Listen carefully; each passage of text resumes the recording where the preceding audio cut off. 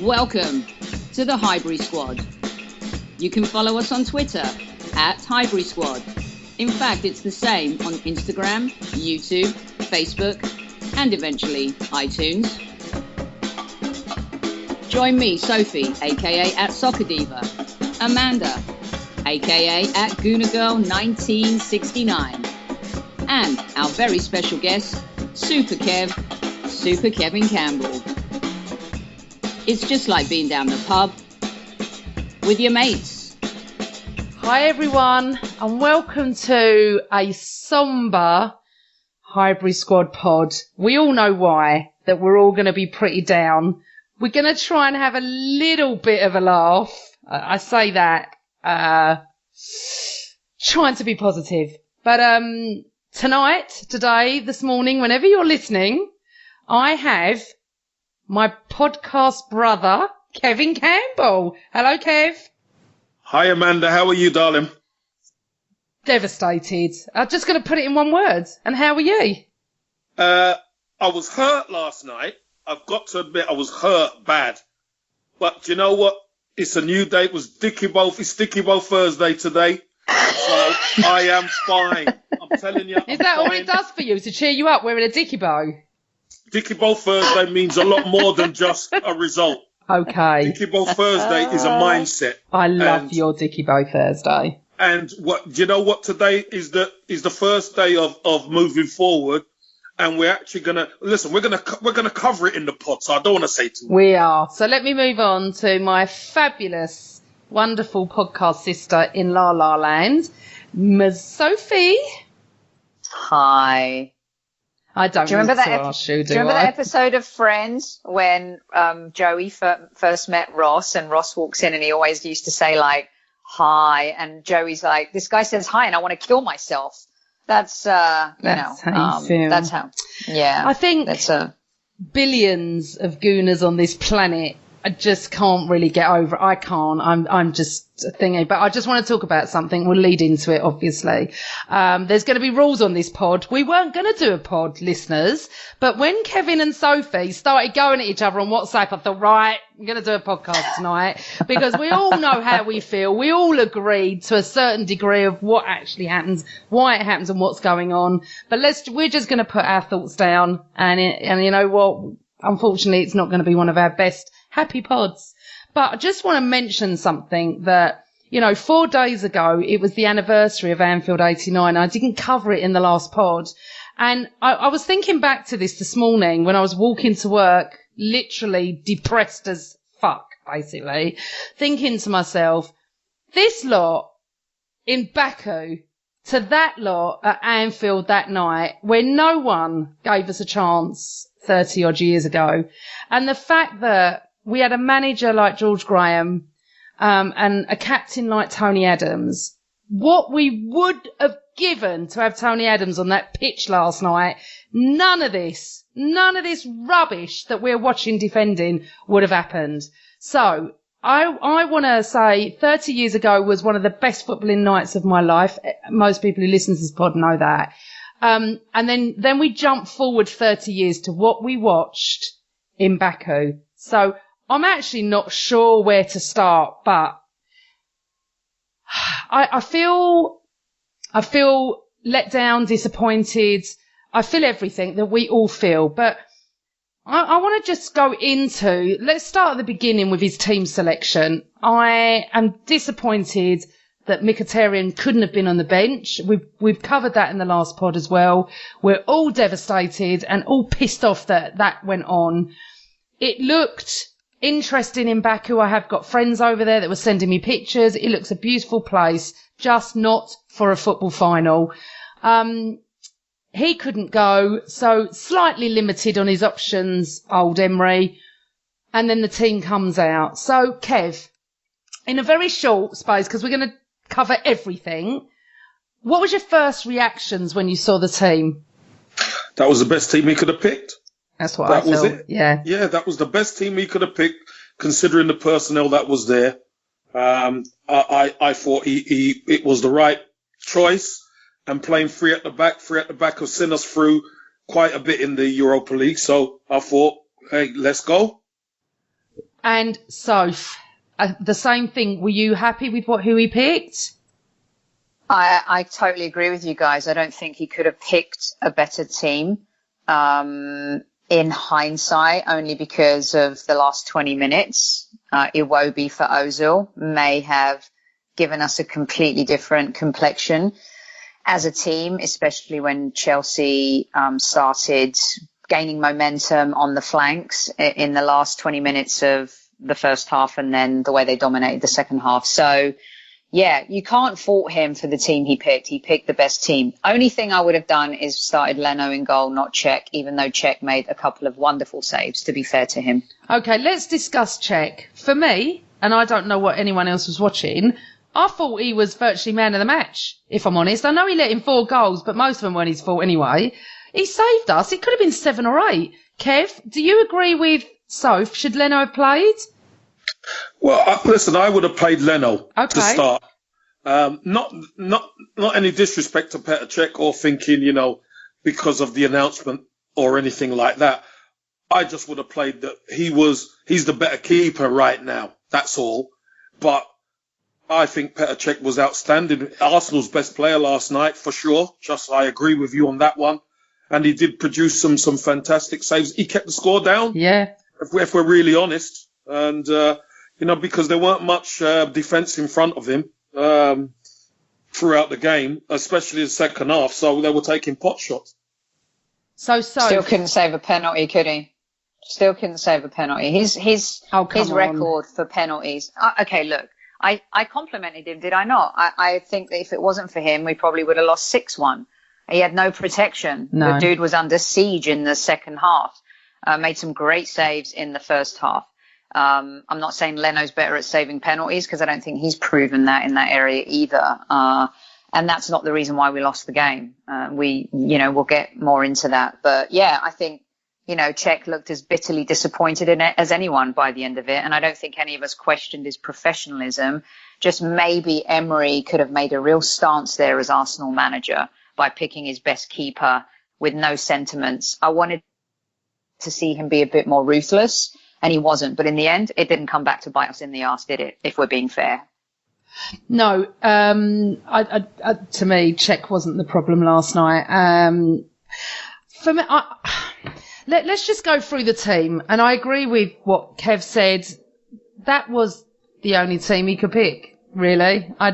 Iwobi possibly, but when it comes down to it, in the first half, I felt that we had the run of it. I felt for 30, 35 minutes, I wasn't worried at all. And I'd like to mention, actually, that I went to the Rocket in Holloway Road that was arranged by Redaction, and it was absolutely fantastic. What they only did, Redaction, to sort this out was brilliant.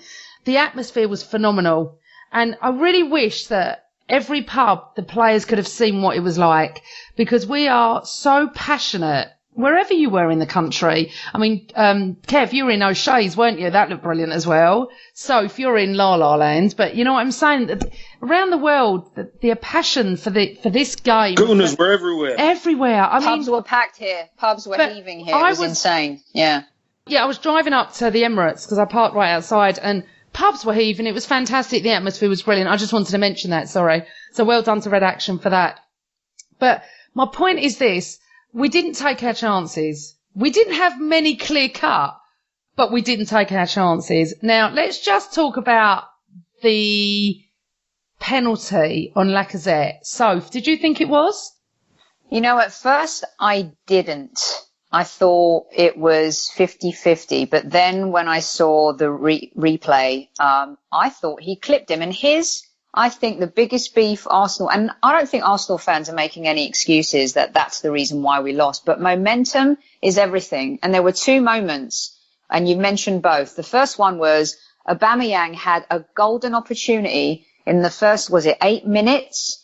And to me, the way Kepa was positioned away from his line on the goal line, I thought Aubameyang had an amazing opportunity to put us 1-0 up. And he scuffed it so wide. Yeah. And then my biggest thing, guys, is how did that not go to VAR just to review it? How did that not happen. In the City-Tottenham game, we saw them go to VAR how many times?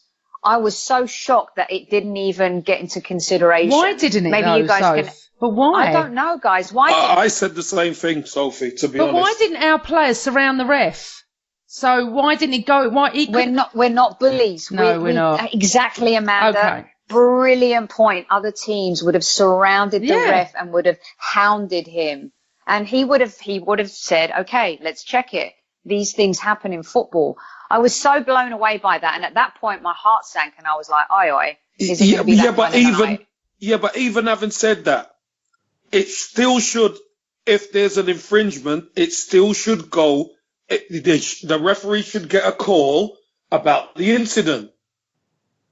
I know, and the really thing is, wasn't it? We've seen it happen before. Yeah, but really weirdly, though, is that it wasn't clear cut, so it should have gone to VAR. You see, the thing is, where I was, everyone was going ballistic saying it was a penalty, yeah? Well, you know that I'm very friendly with the ref, and I always go to him on penalties, and of course it is all opinions. We know that. Everyone's opinion doesn't mean it's right or wrong. He straight away said to me, please tell me you've laughed at that for diving. And I said, no, I actually don't think it was a dive. I think he might have made a meal of it, but I don't think it was a dive as such. I did think he was touched. But it played on like there wasn't any controversy surrounding it. Like it definitely wasn't, and we don't need to go to VAR. Can you imagine, Kev, Righty on the pitch or you on the pitch and you had VAR? I mean, why isn't Lacazette on the referee? I didn't get that, actually. And then there was the shirt pulling. Now, that was a separate incident, wasn't there? Yeah, but we're talking about... here's the truth of the matter. Lacazette did get clipped. And did he make a bit of it? Sometimes, that's what he done. He made a little bit of a meal of it. But if you saw what the referee did, I think the referee got something in his head and he done that with his hands across as if it's nothing... You know, there's no penalty there when really it should have went to VAR and he had a really good look at it.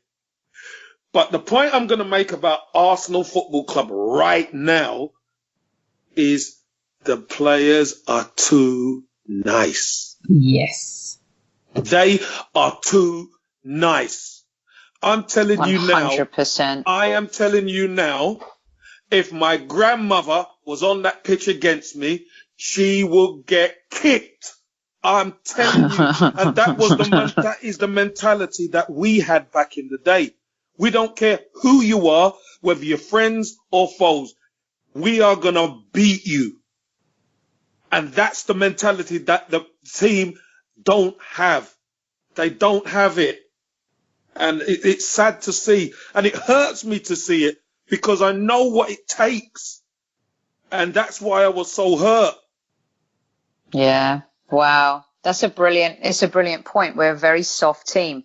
And by the way, just to circle back to wrap the Lacazette thing, if he did, that should have been a yellow card then on Lacazette. This is what pisses me off on both sides. Okay, so you're saying it's not a penalty. You're not going to go to VAR. So give him a yellow card then if you think he's had a dive. So it must be a dive, yeah. So it must be a dive, right? And we are so soft. And just hearing Xhaka's comments after, look, I know Xhaka took the players to the fans when they were just going to walk off the pitch and stuff like that. But, you know, when Sam Matterface from TalkSport asked him, what do you think about all the fans that travelled so far? And he's like, it's not just about the fans. I almost wanted to punch my computer screen. I couldn't believe he selfishly said, it's not just about them, it's about us as well. Well, then maybe you should have shown a little bit what Super Kev is telling you, mate. Some balls on the pitch. All right, hold on. Let's back up because we need to talk about that as well after because there's a few other things. But so we had a few decisions. It was 30 minutes in. I was quite comfortable. My prediction was Chelsea would score first and we'd get two. I was so convinced we were going to win. I didn't meet one Arsenal fan and generally tweeted or Facebooked or Instagram with one Arsenal fan that thought we were going to lose, which was unusual. And we all predicted a win. What went wrong? I mean, Kev. Amanda. Go on. Can I just help you with one thing? Could you remember, I think it was either Xhaka or Ozil. I think it was Xhaka played a ball into Kolasinac in behind the Chelsea back four. Yeah. Now, this just goes to show the ineptness of Kolasinac when he gets into good positions. I agree. Because that ball was perfect. All he needed to do was put the ball across the 6-yard box. Yep. Exactly. First time. If you take a touch, the space is going to be closed down. Yep. So if you'd have just rolled it across there, Chelsea defenders wouldn't have been able to touch it because they probably would have scored an own goal, and I believe we would have took the lead. Couldn't agree more. And I'm not saying, and I'm not saying that is that would have changed the result, but it's moments like that in the big games where the opposition get frightened. And if Arsenal take the lead there, Arsenal were pulling them around at that time. Yeah. Chelsea couldn't get to grips with Arsenal's system. Yeah. So I just wanted to make that point. Sorry, love. No, it's fine, because I was going to bring up Kolasinac, because how many times did he get in good positions, Kev? That was that one you're just talking about goes through my mind all the time, because I could have even crossed it better than him, and I don't get what he was even thinking. You're right, touched too much, straight to a Chelsea defender, and it was kicked away. And in that position, you want one of your best players. He's not one of your best players. So keep it simple. Like, all he had to do was keep it simple. He was shocking yesterday. I also felt, okay, and I mean, look, we're here to talk honest and stuff. I felt Lacazette and Aubameyang weren't very good, but they didn't have much service. So now this comes to what's happened to Torreira, because I didn't rate him last night. Everyone knows on this planet how I feel about Ozil, but God, he didn't even turn up. And then we've got Monreal, who I thought had a shocker. Maitland-Niles was very decent in the first half, sort of faded away in second half. Socrates, every minute I think he's going to get sent off because he just loses it. He's obviously got that lovely Greek temperament, Sophie, that you know a lot about. And we've got Captain Koscielny. He's not a captain, is he? He's not what we want as a captain. And I just felt that those 6 games that we could have even just won one of to get in the Champions League was just one of those last night. How the hell we played so well against Valencia, and Aubameyang was on fire, and everybody was amazing. I just so fucking disappointed that I tweeted today, we can lose games. Kev, you lost games. You've played in games you didn't deserve to lose. Yeah. You've won in games you don't deserve to win. It's football. We deal with it. If we'd have lost last night to a 1-0, but we played great and we were just unlucky, we'd have been gutted. We'd have said we deserved it, but it's football. To go out in a final and play like that is appalling. And I would like to say something else, and I will let you speak about Emery. I don't get the vitriol towards Emery. I just don't. He does not go on that pitch to lose. No way on earth. To be fair, someone quoted this, and it is quite funny. He did more work on the touchline than Ozil did on the pitch. And I mean, you know how much I love Ozil anyway. But I just feel that this has got to stop towards Emery. He's not even been here long enough to even judge him. Now we judge him. Let me give him a season. Let him get his summer transfers out of the way. He's even said players are going to have to leave, right? He said that today or last night. So, Soph, I know you was quite adamant about this last night because you were literally livid that everyone was going for Emery. Why do you think they're doing this? You know, I was critical of Emery at certain points during this season, and I think we all agree that he's made some mistakes. I think the Everton game was a mistake. I think he made some mistakes in the Crystal Palace game. But just like when a new CEO takes over a large corporation, right, they go into that job and they inherit a team. And they inherit a team that isn't necessarily their people, their squad. I've been headhunted for jobs. You guys have. They want to build their own team. They bring people in that they may have worked with before, or they bring in fresh blood. And I would say, arguing with a lot of Arsenal key informers on Twitter last night because they were all blaming Emery. So, and Kev's a player, and I'd love to hear it from his perspective too. What changed so drastically the way we played in that first 30 minutes of the first half to then completely capitulating and switching off. And don't tell me that Emery is responsible for that. He set them up to win. He picked the best team. Were we a bit narrow? Yes. Did we drive a little bit too much through the middle? Potentially, yes. But you can't tell me that we had all these chances and we played the way we did, you guys, and then we fall off the way we did. And then you see someone like Iwobi and Willock come on who played their hearts out for 20 minutes. Those guys were motivated. How do they lose so much focus, Kev? How do they lose their ground as much as they did? Chelsea responded to their manager. Our players did not respond to the adversity. We're mentally impotent. We can't deal with it. We collapse. That's the culture of our club now. It is the culture of who we've become. We kind of went from the Invincibles to the Shrinkables. That's who we've become. That's what I think happened. I don't think you can blame Emery for it. Kev? Yes, my dear. I'm here. Go on. Do you blame Emery or not? No, I don't blame Emery. Listen, Emery's going to take some of the blame no matter what because he's the coach. But I'm going to talk you through the game right now. So for half an hour, we are the better team. Oh, yes, we are. We're in the ascendancy. And then in the last 15 minutes, Chelsea start to get a foothold in the game. There's a couple of shots at Petr Cech, and Giroud has one right on the edge of the box where he tries to put it in the bottom corner, and Petr Cech makes a great save. Now, that was them starting to work out how to get past the Arsenal defence, okay? So we go in at half-time, and we come out second half, and what Chelsea start to do, Chelsea adjust and say, what we're going to do, we're going to play through the lines quicker. And we're going to get the ball to Hazard. And when Hazard gets it and he turns and starts running at our back three, all the other players who are up there with him, the Pedros and even Giroud, we're going to peel off. So it's going to isolate defenders. And that's what Chelsea done very well. And that's where the first goal came from. That's where the second goal came from. That's where the third goal came from, or the penalty.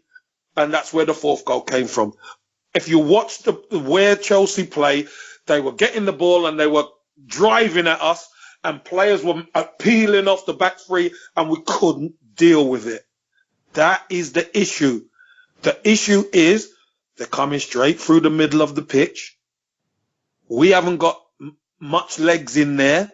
We can't just rely on Torreira in there, although he didn't have a great game. But you need two guys in there who are going to dig in, and you need your number 10 to dig in, to do a lot of dirty work. But we're not prepared to do it. This is, again, we're too nice. We're too nice a team. When we have it, we play. When you have it, you play. That is not football. And if you're going to play at the highest level, you see the way Man City play. You see the way Liverpool play. When they haven't got the ball, they are frenzied in trying to win it back. When we've got the ball, it's easy, Ozzy. And when we haven't got the ball, maybe we'll go, maybe we won't. And against the better teams, we'll come unstuck. And that's what happened. The likes of Hazard couldn't believe his luck last night. You know, he had that much room. It was scary. Yeah, but Kev, he didn't have that much room in the first 30 minutes. And I thought if we could just take Hazard out, they don't have much else. But yet we didn't. Yeah, Amanda. Again, he was getting on the ball, but he was being closed down. But what they realized was they have to play through the lines quicker. And when they adjusted to that, especially in the second half, we couldn't deal with it because it was more work on that central midfield. Yeah, there's the problem. We are terrible without the ball. We are absolutely one of the worst teams in that top six without the ball. We don't know.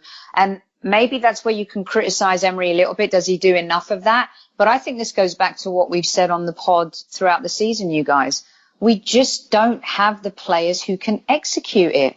And people want to moan about Sarri and stuff and Sarri ball, but he kept his convictions, and eventually his team did respond to him. They qualified for the Champions League by finishing third, and they also won Europa League. His players adapted. He was insistent. This is how we are going to play football as a team. We don't have that quality. They can't do it. They're not good enough. But listen, Sophie, let me just say this. When we played Chelsea at their place, we should have beat them. When we played Chelsea at our place, we whooped them. Okay? And we pressed them high. Okay? So the players can do it. The players can do it. And they could win. But the issue is when the real pressure's on, can they produce? And they've proven that they cannot do it when the real pressure's on. So it's really interesting, isn't it? I mean, we can just go on and on about what the match brought last night, what we thought went on, what should have gone on and stuff like that. But at the end of the day, Kev, those players, most of them are not good enough. They're just not good enough. And it's been proven the last few months as well. We need to, it's that simple. It is really, isn't it? I mean, look, I'm not a football coach, but I think. Hey, Amanda, you don't need to be. You don't. We really, really don't need to be. You could see it. You have the eye test. The eye test tells you that we aren't good enough. I think one of the things that I get really upset about, because I'm in your era, Kev, I come from the George Graham days of the defensive and mental frailties of what we're going through now. There's no real quality in our defence. There's not any leaders, and not players for some reason are not prepared to defend and track back. So where's the cover for a defence that's not great anyway? Obviously, look, we are missing Bellerin, and Holding was doing really well and unfortunately got really injured. One of the key players for me last night missing was Ramsey. I think it would have been a totally different game if Ramsey would have been there. But look, we can just go on about it. We lost. In the end, we deserved to lose. We didn't deserve a thing out of it. But this now stems from where do we go from here? We've got owners at our club that the owner and the son couldn't even be bothered to turn up for a flipping UEFA final. Now, I think his son was there. I don't think he was there. Okay, the son was there. But the son was there. Was it too much for the multi-billionaire to get a private jet over to Baku and watch his team? I don't care what he's doing. I'm really sorry, but you've got to support. I feel like this club is in limbo. Do you know what I feel like? I feel like we're in a horror movie with an owner that is just locked it because he just won't sell, will he? We need someone to just convince him to go. It's not the money. It's not the billionaire Arabs or billionaire whoever it is coming in. I just don't want him now because he just doesn't want to invest. It's not Emery's fault that unfortunately he has inherited this mess. We are allowed to criticise Emery. We all wanted Wenger to go at some different stages in the last 3, 4, 5 years. But to have an owner that's not there, I'm really, really sorry. But let's try and go a little bit positive, okay? Now, I was so disgusted. Well, on the ownership side, can I just jump in for 30 seconds? Everyone wants to absolutely rip Chelsea to shreds for their revolving managerial door. But what have they done? And Mourinho set the tone when Abramovich hired him.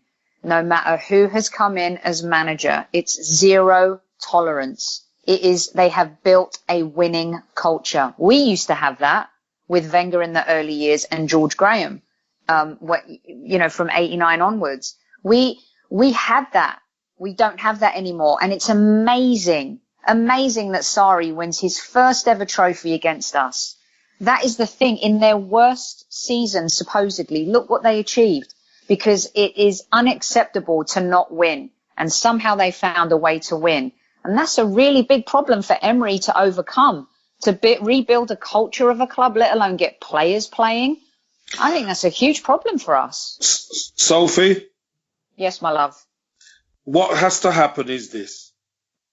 The manager has to get his old players. Because, see, now he's found out about these players. We've been in the wilderness a long time.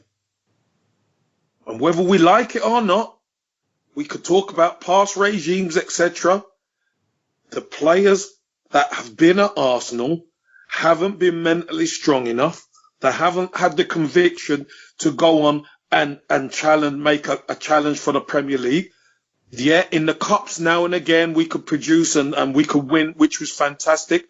But all that does is paper the cracks. We have been in the wilderness for a long time. And now Unai Emery is peeling back the layers. And now we're starting to see the real Arsenal. Okay. And it isn't pretty. No. It is not pretty at all. What might be a little bit pretty is the youngsters coming through. Now, I've not seen Joe Willock come on because I was so disgusted I left at 80 minutes. I'd had enough. But apparently, I did. I went out. Quite a few of us left. Apparently he played well. So what's your view on Willock last night? Yeah, look, for 10 minutes is fine. Coming on for 10 minutes or 15 minutes and showing yourself, showing some hunger. Obviously, that's welcome. But this is a lot more than coming off for 10 minutes or 15 minutes, Amanda. We are talking about setting a standard at Arsenal Football Club back to where it was at the height. I get that. To be the best. I get that. To be the best. But it's not about is Willock the answer? We don't know unless you give him the opportunity. But this is what Unai Emery's paid for. Yeah, but Kev, what I'm saying is he's not going to be given millions and millions and millions, is he? So we've got. So I've just said that, Amanda. Yeah, but it's up to the manager to give these kids a chance. And so we've got Willock, Saka. And you know what he did do? Hold on one sec, so let me just read the list out of kids we've got that I think could possibly progress with us. We've got Willock, Saka, Smith Rowe. We've got Amici, we've got Nicotia and Nelson. We need to start giving these kids a chance. Go on, Soph. You know what Willock did do when he came on? He absolutely embarrassed and humiliated Ozil as if he wasn't embarrassed or humiliated with his performance anyway. Right. What he did was show so much in that time that Ozil didn't show in the entire game and the entire season. In fact, I saw a ridiculous stat that apparently Alexis Sanchez, who's been diabolical with more assists this year than Ozil. Think about the kids we've let go to Germany as well, prematurely. Look at what Sergio won at Bayern Munich. They did the double this year. We have also let youth go without giving them a shot or a chance. Now, I mentioned something on Twitter the other day about going the Fergie route, mix the youth with experience. But you've got to have the right experience around them because otherwise you'll set them up to fail. And that will be even worse than I think what we're seeing right now. So unless he has a plan, is Willock ready to play week in, week out in the Premier League? I don't know. When we don't know that yet. But should they be giving a shot based on what we've seen? Absolutely. And I'll tell you something, a player I've ripped to shreds for a long time is Iwobi. And we talk a lot about how Pep has helped Sterling come along. You know, when players are open to coaching and they're open to being a sponge to learn, Iwobi has really taken on a lot of Emery's coaching this season, and we've seen it. And I'll put my hands up and say, you know what? He came on, he scored a wonder goal. That goal was beautiful. What a moment for him, but it was a moot point and it was at a point in the game that was already lost. But talk about come on and show some passion and fight. You know, and I'll give him credit for that. And some hunger. Absolutely, some hunger. Kev. Yeah. Oh. Yeah. You know, in games like that, you've got, look, there's no tomorrow in games like that. So you've got to leave it all out on the pitch. I've got to say, I was disappointed in the way Mesut Ozil went off the pitch. I've got to be honest with you. And, you know, that was disgusting. You know, and I know, look, there's Ozil lovers and Ozil haters and all that, but not everybody could see. Yeah. For me, I look at Eden Hazard and I look at Mesut Ozil. He's their creator. Ozil's our creator. What did Ozil do to what Hazard done? And it's chalk and cheese. You can't even compare the two. So Mesut Ozil is a luxury we can't afford to have. Well, that's where now we move on to the summer, and we think that hopefully he does shift things around. And I think he has to go Ozil, and, it pains me to say, 'cause you know what I feel about him. I just think there's a little bit of clash there going on. I don't know why. I don't know what goes on down there. But I'm trying He's lazy, Amanda. He's our marketing machine. He's nothing but a marketing machine for the Arsenal. That's all he is. Okay, well, 300 grand a week's a lot for a marketing machine, isn't it? And has there been an email that's gone round that's been leaked from the two guys, Raul and Vinny, or something?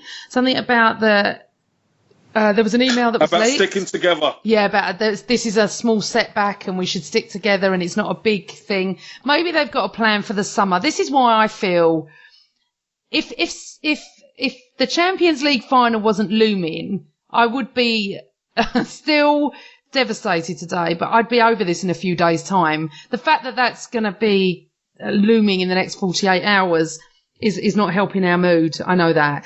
But I let's just try and see some positivity going into next season. Maybe Emery's eyes have been open. Maybe he knows what he needs to do. I think he's only got 1 year left in his contract. If I'm honest, I don't see him being here after that. I don't know what's going on with our club. I'm really upset.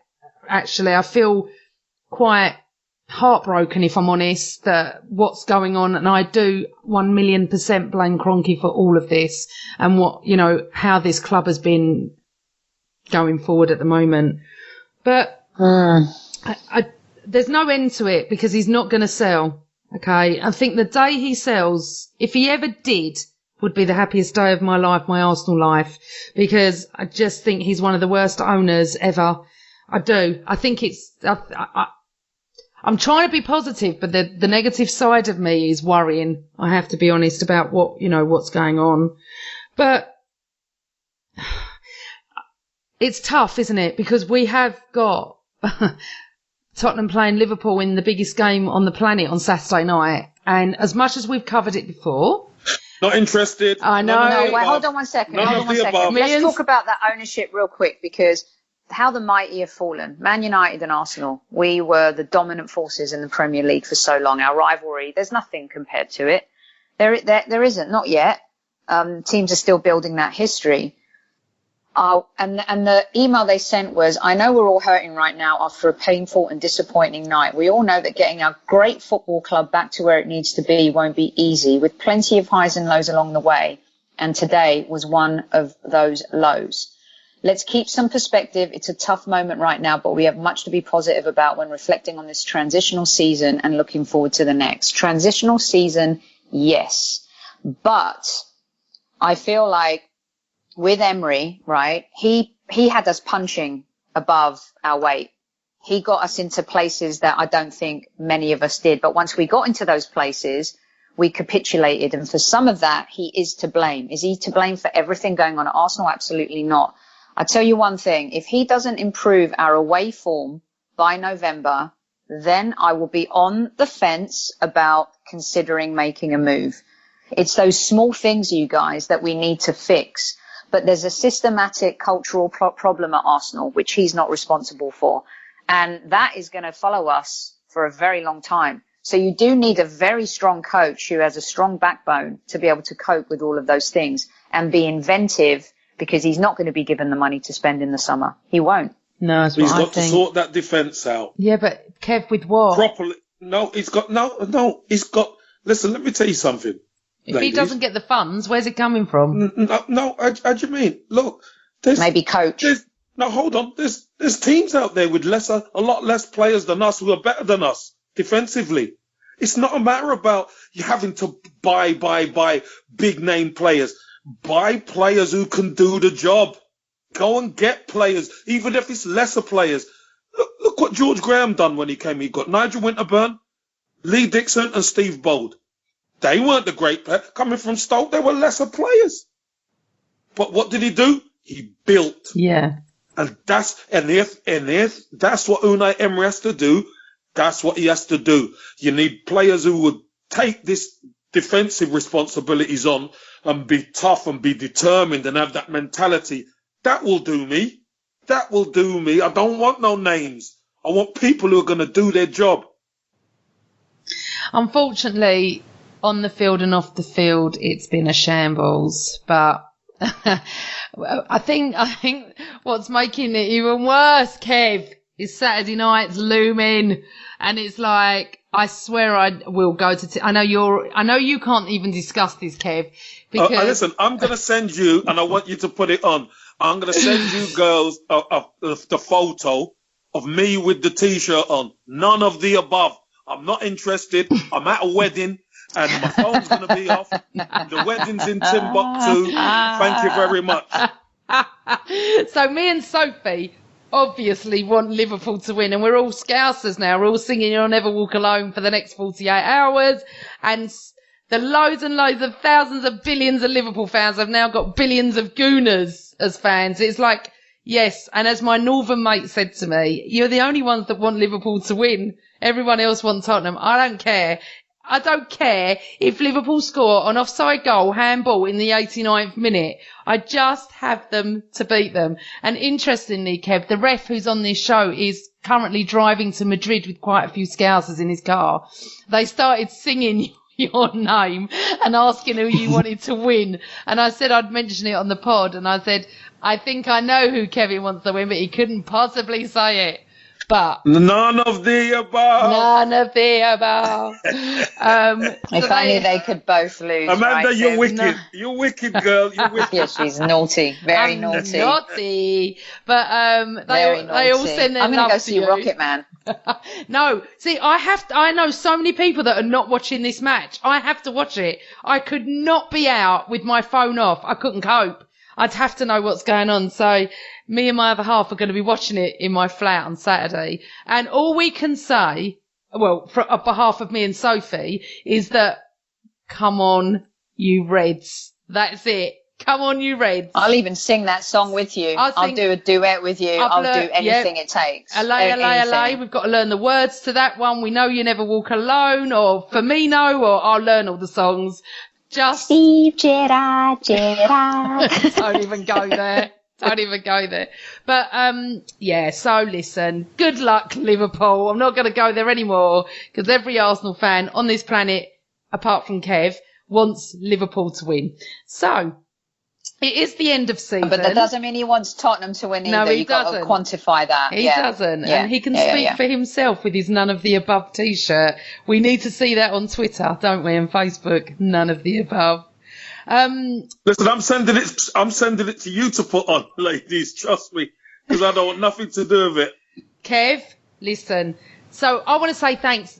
Me and Soph want to say thank you to you, Kev, for being with us for a whole season and really interesting insight from an ex-player. Has been brilliant, isn't it, Soph? I've loved every minute. Having Super Kev on has been enlightening. The player perspective angle is just a different level altogether, and he's been charming at times. Hey, Super Kev, you've been charming at times. He's always charming, and I love the banter and all of it. So it's been amazing. But it's not goodbye. No, it's au revoir for a little bit. And Kev, you're welcome back anytime. You need to come back on and be with us. Of course I will. Of course I will. Anytime, whenever I can, you know me, I'll be on with you, ladies. That'd be fabulous. Thank you so much. Right. So Arsenal fans, I know we're all devastated. I know we all feel the same. I can see all your tweets, all your Facebooks, all your Instagram. No one can cheer up. And even if the unthinkable happens, it's been nice knowing you all, but I'm going on She War's Ark to God knows where with no Wi-Fi and no Tottenham fans anywhere. And I will be sailing away somewhere Saturday night and never to be seen again because my life... The spaceship's ready. The spaceship, the Ark, I don't care. Got it, babe. I got it. I've got us covered. This is our end of season. We will be back during the summer. We're going to do some different things during the summer, but on behalf of Sophie and I and Kev, thank you so much for all your messages and all your communications with us and listening to us. And seriously, the feedback's been great. We don't do this for any other reason, but what we do is we do it because we love chatting about our beloved club who we'll always love. So have a wonderful summer. Try and stick with us. We will be back every week come August. And let's just try and have a bit of positivity. So, Soph, Kev, always Arsenal.